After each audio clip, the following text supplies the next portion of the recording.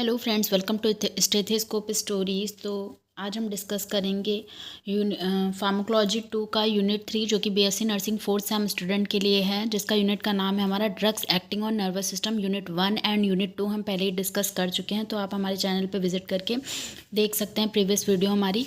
तो हम स्टार्ट करते हैं। पहला टॉपिक है हमारा basis and applied pharmacology of commonly used drugs.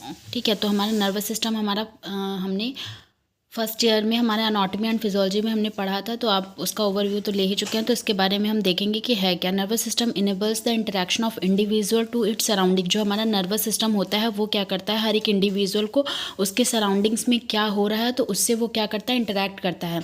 जो हमारा नर्वस सिस्टम होता है वो हेल्प करता है हमारा हर एक इंडिविजुअल को उसके सराउंडिंग्स में जो भी हो रहा है उससे इंटरेक्ट करने में। And it's sensory component detect the stimuli while the motor component provide control on cardiac skeletal muscle. Also it control the glandular secretions. इसके जो सेंसरी कंपोनेंट होते हैं हमारे नर्वस सिस्टम के, वो क्या करते हैं, कोई भी स्टिमुलस है उसको क्या करते हैं, डिटेक्ट करते हैं, उसको पहचानते हैं। और लेकिन जो हमारे मोटर कंपोनेंट होते हैं वो क्या करते हैं, हम उसको उस पर कंट्रोल करते हैं, मतलब उसे रिस्पांस देना है या नहीं वो मोटर के ऊपर रिस्पांस करता है। ठीक है, तो हमारा मोटर कंपोनेंट जो होते हैं वो क्या करते हैं, कंट्रोल प्रोवाइड करते हैं किस पे, हमारी कार्डियक मसल्स पे, स्केलेटल मसल्स पे।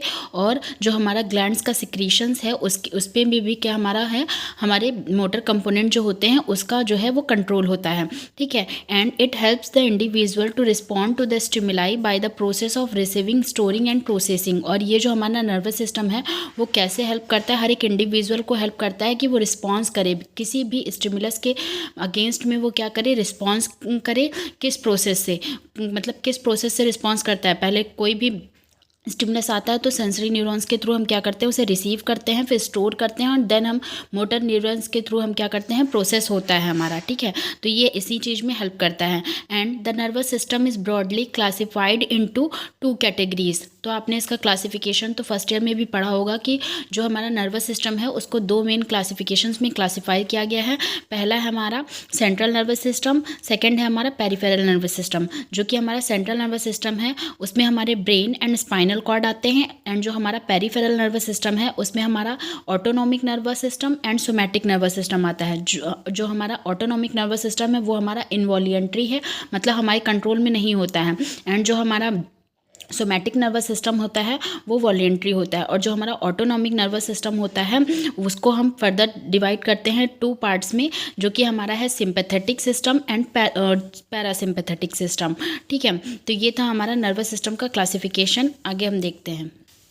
तो अब बात करेंगे हम कुछ ड्रग्स की। तो हमारा सिलेबस के अकॉर्डिंग ये पहला टॉपिक जो था बेसिस एंड अप्लाइड वाला वो हमारा वहीं पे ख़त्म होता है। दूसरा टॉपिक है हमारा एनाल्जेसिक्स एंड एनेस्थेटिक्स। ठीक है, तो इसके बारे में हम देखेंगे एनाल्जेसिक्स क्या होती है। एनाल्जेसिक्स वो ड्रग्स होती हैं जो हमारे पेन को रिलीव करने के लिए दी जाती हैं।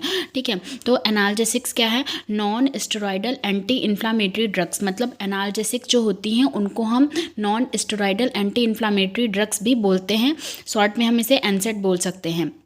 These drugs are also called non-narcotic, non-opioid or aspirin-like analgesics as they do not depress the central nervous system and do not produce physical dependence। ये ड्रग्स जो होती हैं वो क्या होती हैं, नॉन नार्कोटिक होती हैं, मतलब ये थोड़ा नशीली नहीं होती हैं। ठीक है, एंड नॉन ओपियोइड, और ये इसके अंतर्गत हमारी कौन सी आती है, हमारी एस्पिरिन आती है जैसे। ठीक है, तो ये हमारी जो एनाल्जेसिक्स होती हैं ये हमारे सेंट्रल नर्वस सिस्टम जो होता है उसको डिप्रेस नहीं करती, हमारे सीएनएस मतलब ब्रेन एंड स्पाइनल कॉर्ड पे ज़्यादा गलत प्रभाव नहीं डालती हैं। और ये मतलब ये ड्रग्स ऐसे भी नहीं है कि हम इनको लेंगे तो हम इन पे फिजिकली डिपेंड हो जाएंगे, ऐसा नहीं है।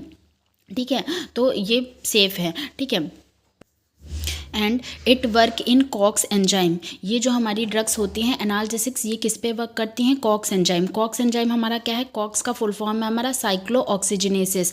ठीक है, ये एंजाइम्स जो क्या करते हैं, ये जो हमारे कॉक्स एंजाइम होते हैं वो कन्वर्ट करते हैं हमारे जो हमारा एरिकोडोनिक एसिड होता है उसको प्रोस्टाग्लैंडिन में कन्वर्ट करते हैं। और जो प्रोस्टाग्लैंडिन होते हैं वही जो होते हैं, प्रोस्टाग्लैंडिन ही मेनली हमारे इन्फ्लामेशन और पेन और फीवर को क्या करते हैं, कॉज करते हैं। मतलब जो हमारे प्रोस्टाग्लैंडिन होते हैं उन्हीं की वजह से हमारा इन्फ्लामेशन होता है, पेन होता है और फीवर होता है। और हमारा प्रोस्टाग्लैंडिन किस को कौन कन्वर्ट करता है, जो हमारे ये कॉक्स एंजाइम होते हैं वो हमारे एरिकोडोनिक एसिड को प्रोस्टाग्लैंडिन में कन्वर्ट करते हैं, जिससे हमारा इन्फ्लामेशन, पेन और फीवर होता है। And it also known as COX inhibitors. ठीक है, इन जो हमारी एनाल्जेसिक्स होती हैं इनको हम COX inhibitors and non opioid drugs भी बोलते हैं, नॉन ओपियोइड और नॉन नार्कोटिक ड्रग्स भी बोलते हैं। This drugs are blocked the prostaglandin. ये जो ड्रग्स होती हैं, ठीक है, यही क्या करती हैं, हमारे प्रोस्टाग्लैंडिन को ब्लॉक करती हैं। जब हमारा ये ड्रग प्रोस्टाग्लैंडिन को ब्लॉक कर देंगी तो हमारा जो प्रोस्टाग्लैंडिन कर रहा था पेन, फीवर एंड इन्फ्लामेशन कर रहा था, तो ये फंक्शन ब्लॉक हो जाएगा, तो पेन और इन्फ्लामेशन और फीवर जो है वो हमारा ठीक हो जाएगा। ठीक है, बात करेंगे इसकी इफेक्टिवनेस की, हमारी एनाल्जेसिक्स किस चीज़ पे इफेक्टिव होती हैं, तो हमारे पेन को, फीवर को एंड एंटी इन्फ्लामेटरी वर्क्स करती हैं। ठीक है, and anti inflammatory agents are drugs that alleviate symptoms of inflammation. जो हमारे एंटी इन्फ्लामेटरी एजेंट्स होते हैं वो क्या करते हैं, हमारे इन्फ्लामेशन के सिम्टम्स को क्या करती हैं, कम करती हैं, but do not necessarily deal with the cause. लेकिन हमारे इन्फ्लामेशन को कम कर देंगी, लेकिन मेन जो कंडीशन का कारण है, जो भी मतलब उसका कारण है, उसको प्रॉपर तरीके से नहीं ख़त्म कर पाती। ठीक है, और जो हमारी एनाल्जेसिक्स हैं उनका प्राइमरी एक्शन क्या है, मतलब सबसे फर्स्टली वो किस पे वर्क करती हैं, तो ये हमारे फर्स्टली हमारे पेरिफेरल एरिया में वर्क करती हैं और पेन रिलीफ करेंगी, और जो हमारा सेकेंडरी एक्शन होगा तब हमारा उसका वो सेंट्रल नर्वस सिस्टम पे होगा। ठीक है, तो ये था हमारा। अब हम इसके क्लासिफिकेशंस की बात करेंगे, तो इसको आप चार्ट के थ्रू भी बना सकते हैं, मैंने ऐसे ही लाइन वाइज लिखा है। ठीक है, तो इसको मेनली जो हमारा ये एनाल्जेसिक्स है इसको 4 मेन टाइप में क्लासीफाई किया गया है। फर्स्टली हमारा नॉन सेलेक्टिव कॉक्स इनिबिटर्स। ठीक है, तो कॉक्स का फुल फॉर्म मैंने आपको बताई है, साइक्लोऑक्सीजनेस। ठीक है, ये एंजाइम है।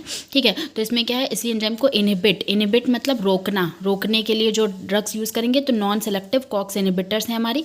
इसके अंदर हमारी आती है फर्स्टली हमारी सेलिसाइलिड्स जो हमारा क्लासिफिकेशन है उसके अंदर उसको उसमें हमारी एस्पिरिन, दूसरी हमारी प्रोपियोनिक एसिड डेरिवेटिव जिसमें हमारी आती है आइब्रोफेन एंड कीटोप्रोफेन, तीसरी हमारी आती है फिनामेट जिसमें हमारी आती है mefenamic acid, and 4th number पे हमारी आती है enolic acid derivative. Enolic acid derivative में हमारी कौन कौन सी ड्रग्स आती हैं, पिरोक्सिकैम एंड टिनोक्सिकैम। ये हमारा नॉन सेलेक्टिव कॉक्स इनिबिटर्स के अंतर्गत हैं। ठीक है, 5th नंबर पे हमारा acetic acid derivative. Acetic acid derivative में हमारी कौन कौन सी आती हैं, कीटोरोलोएक, एंडोमेथासिन एंड नेब्यूमेटोन। ठीक है, तो ये हमारा फर्स्ट क्लासिफिकेशन था। अभी मैं आपको सिर्फ नाम बताऊंगी, फिर उसके बाद मैं अगली क्लास में आपको इसका एक एक एक्सप्लेन कर दूंगी। ठीक है, दूसरा हमारा preferential COX inhibitors. Preferential COX inhibitors जो है हमारा, उसके अंदर हमारे कौन कौन से आती हैं ड्रग्स, निमेसुलाइड आती है, डाइक्लोफिनैक आती है एंड एसिलोफिनैक जो है वो हमारी प्रेफरेंशियल कॉक्स इनिबिटर्स के अंतर्गत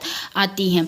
ठीक है, तो 3rd नंबर पे हमारी आती है सेलेक्टिव कॉक्स इनिबिटर्स। ठीक है, जिसमें हमारी आती है सेलिकॉक्सिब, इटोरोकॉक्सिब, ये सॉरी यहाँ पे गलत हो गया, बी होगा, सेलिकॉक्सिब, इटोरोकॉक्सिब एंड पेरेकॉक्सिब। ठीक है, फिर 4th वन पे हमारी आती है analgesics antipyretics with poor inflammatory action. ठीक है, इस 4 क्लासिफिकेशन थे इसके। तो 4th नंबर पे हमारी आती है analgesics antipyretics with poor inflammatory action, जिसमें हमारी आती है पैरा अमीनोफिनॉल डेरिवेटिव, जिसको हम पैरासीटामोल के नाम से जानते हैं, मोस्टली सब लोग इसे जानते ही होंगे, यूज़ भी करते हैं नॉर्मली। एंड हमारी आती है पायराजोलोन डेरिवेटिव जिसके अंदर हमारी आती है मेटामिजोल। ठीक है, पायराजोलोन डेरिवेटिव जिसमें हमारी मेटामिजोल आती है। तीसरी हमारी आती है बेंजोक्साजोकिन डेरिवेटिव जिसमें हमारी आती है निफोपाम। ठीक, तो ये हमारा एनाल्जेसिक्स का क्लासिफिकेशंस था। तो ये टॉपिक मैं यहीं पे अभी ख़त्म करती हूँ। इसका क्लासिफिकेशन डिटेल में हम दूसरी वीडियो में देखेंगे, क्योंकि हमारा ये वीडियो बहुत लंबा हो जाएगा, इसलिए दूसरी वीडियो में हम इसका क्लासिफिकेशन डिटेल में डिस्कस करेंगे। Thank you. वीडियो अच्छी लगी हो तो वीडियो को लाइक करें, कमेंट करें, शेयर करें एंड चैनल को सब्सक्राइब करें। ऐसे ही मैं आपके लिए मेडिकल BSc नर्सिंग से रिलेटेड सारे वीडियोस लाती रहूँगी। Thank you.